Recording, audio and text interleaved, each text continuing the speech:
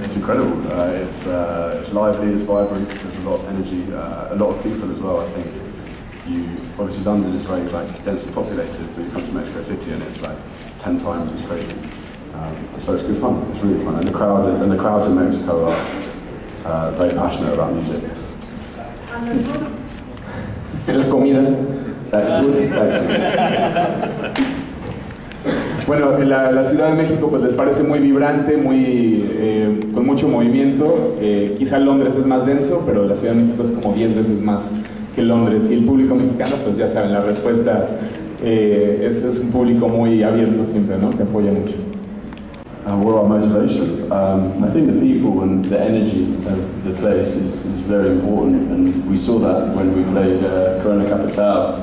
We went into this tent and we weren't expecting anything. Coming from England, you expect to play to maybe 100 people.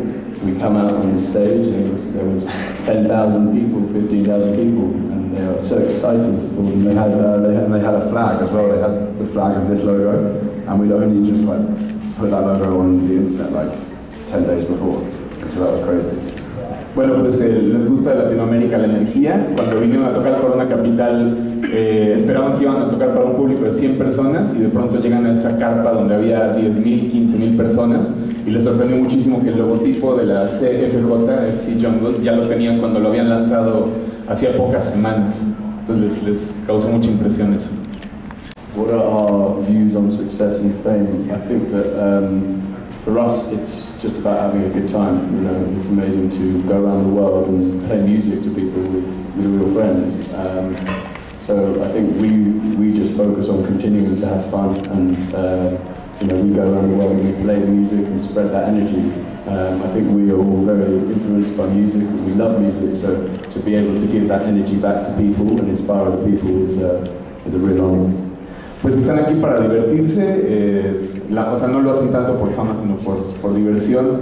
Les gusta viajar por el mundo y contagiar a la gente y al público de esa música que los ha inspirado. Ellos son melómanos y están aquí o van a muchas partes del mundo esperando poder seguir haciendo buena música y tener diversión. It's about making sounds that sound good to us. We don't pay attention to genre or structure. It's just about, does that sound good? And if it sounds good to us, then we go with it. And that's the only true way of telling, if you like what you're making.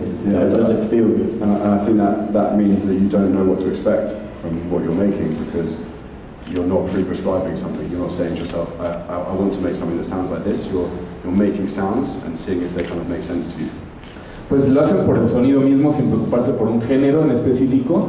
Si les suena bien, es que van por buen camino, básicamente. Any featuring collaborations, or would you like to make it? That's the same thing, if something works, it works, but if something doesn't happen... That normally comes, if you write a track, you have a feeling afterwards whether it needs someone else. There's songs that we've written and beats that we've written which we think, oh, that would be great for Katy Perry, Justin Bieber. We're not working with those guys. Bueno, dice que todavía no tienen planeadas colaboraciones y que cuando ya estén en el estudio se darán cuenta, no en el estudio, pero cuando estén en el momento creativo se darán cuenta de qué canción requiere qué colaboración. Por ejemplo, Katy Perry o Justin Bieber, pero obvio se los está inventando, no van a estar trabajando con ellos. I grew up in a part of London that has a lot of history musically, which was called Shepherd's Bush. And The Who played their first ever concert on the road that I was born on. So obviously you're also very aware of The Clash as well, growing up as a Londoner. They're obviously a huge band from London. But I don't know, I think it's too simple to say that we're just solely influenced by British artists. I think our influences are global. But yeah, obviously The Who and Led Zeppelin, broke British rock music into the world, and they're legendary. Bueno, las bandas legendarias que consideran cercanas, pues al ser de Londres está The Clash, The Who, también menciona Led Zeppelin, pero consideran que su influencia es más una cosa global, no solamente de bandas londinenses o inglesas. ¿Me puede repetir la pregunta sobre el legado? Porque no quedó tan... Guitarist in the band, I spent a lot of time practicing, and then when we finally come into rehearsal, when we're all together, you start playing the ideas, and these two say no. We start again. So there's a lot of,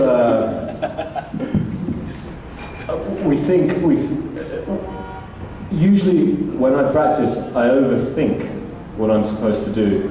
And I'll come into rehearsal, and these two will just tell me to feel the music, to play simply, and to just enjoy what we're doing. And the atmosphere that we create when we're together, you can't really practice that.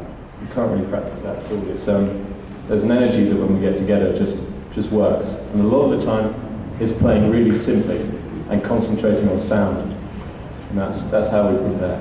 It's a bit like a football team, you know, you can't play as an individual, you have to play as a team. So when we come together, it's about very small parts combining to make something more complicated, rather than a complicated part, another complicated part, it becomes a mess. So it's about simplicity to create complexity. Bueno, la pregunta es, están tocando, es probablemente uno de los mejores grupos con un acto en vivo, ¿no? Y si se consideran así, o cómo preparan su acto, y le pasan el micrófono al guitarrista y dice que él cuando ensaya toca muchísimas cosas y tiene muchas ideas, y llega con los dos líderes de la banda. Sorry, who's Jay and who's T? I'm T. Hi. I'm Jay. And I'm Jay. It's short for Josh, it's our nicknames. So we sort of grew up calling each other, and to say Josh, it's quite long. It's like Thomas, very long, wasting a lot of time. So T, J, It's easy. D, G, S. Sus alias creativos. Yeah, whatever. Everyone has a letter. Everyone in the band has a short name. Bueno, son J y T, o J y T, John y Thomas, son los líderes creativos de la banda. Ellos son el Josh, no John, okay, Josh y Thomas. Y entonces cuando el guitarrista llega con ellos dos a plantearles las ideas, pues les dicen, bueno, no, pues esto sí nos gusta, esto no, simplifica tal cosa, ¿no? Y básicamente la analogía que hacen es con un equipo de fútbol como el FC Jungle, donde pues no puedes planear las cosas más que ser simple, ser directo y jugar entre todas las partes y hacer una suma de individualidades. Y la música sobre todo se siente, pero más allá de sentirla, la tienen que mantener como simple y sentir el sonido. Hacen mucho énfasis, si lo han notado, hacen mucho énfasis en el sonido, como una cosa pura, el sonido ante todo. The most important thing for us is rhythm, groove, and the way that the drums or whatever instrument you're using to create the rhythm is making you feel excited and is moving your body.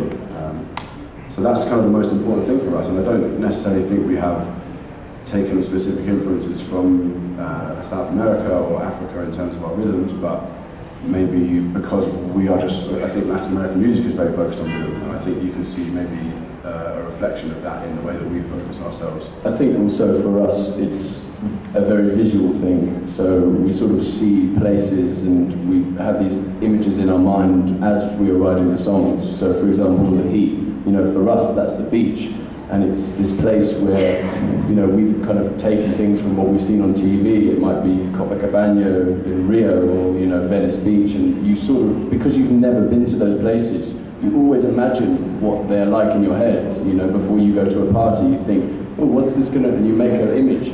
So we have these images of these places, and we fill the places with characters and people, and from that we sort of become inspired to create the music. So, for example, T will be playing an organ part, and I'll say, you know, okay, that sounds good, it's the right part, but close your eyes and imagine you are playing it on the beach in Rio, you know, and then you just place things with more energy and more purpose.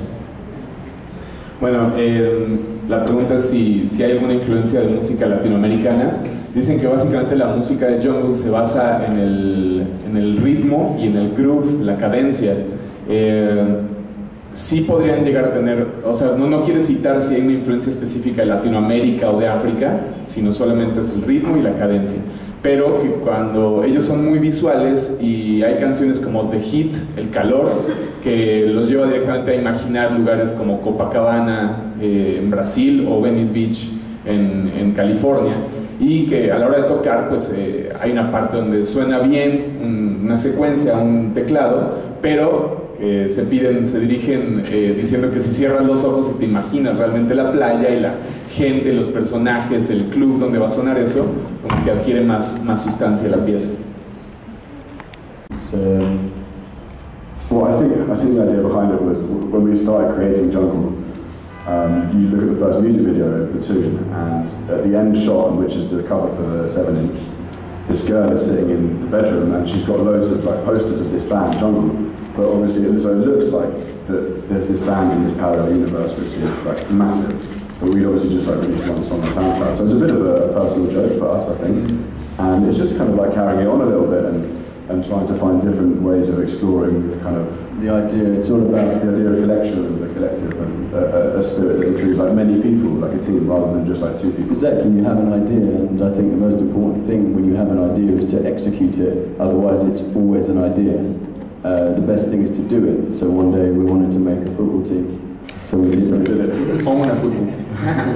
And about the logos, we have to say to the press that the logos are not sponsors with the song. They're song names. They're song names. Basically, we have a friend Joe who works with us on some of our artwork, and he just came up with some cool ideas to make a football shirt with loads of like crazy sponsors, but using our like song names. Bueno, la idea del logotipo, que es la FSJ con la franja roja, es que cuando hicieron el video de BC Earning, era esta idea de una chava bailando en su cuarto, y en su cuarto tiene pósters de esta banda, pero era como una broma interna donde ellos no eran muy famosos, solo tenían un sencillo, pero la chava ya tenía pósters de Jungle ahí, y ahí surgió también esa idea del logotipo, que después lleva a la idea de un equipo de fútbol, lo que habíamos dicho previamente, ¿no? Lo de la integración de talentos, la suma de talentos. Y luego bromean con que la idea pues la tienes que llevar a la realidad y que en algún momento hasta se podría hacer un equipo de fútbol de Jungle.